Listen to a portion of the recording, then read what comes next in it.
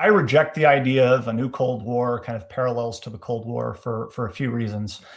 First of all, this is not a competition like the Cold War in the sense that there are not, kind of rival territorial blocks that are very clearly geographically delineated the way that the Cold War was.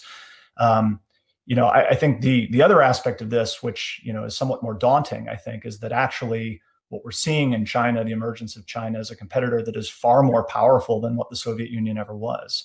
At the peak of its power, the Soviet Union was only 40% of U.S. GDP.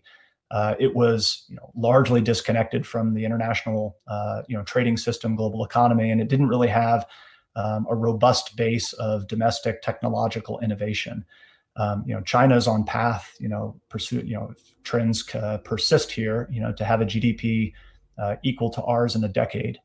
It is integrated fundamentally, largely, through 40 years of U.S. policy, integrated into the global economy, integrated into the U.S. economy in ways that the Soviet Union never was. And technologically, there's a very dynamic and robust base for technological innovation in China. Yes, some of which was stolen, intellectual property that was stolen from the United States, and others. A lot of it is increasingly, organic, and organic to China.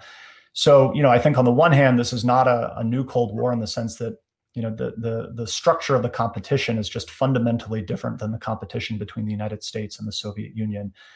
It's also not the same in that, China is a more powerful competitor, I think, than anything the United States has faced since the 19th century.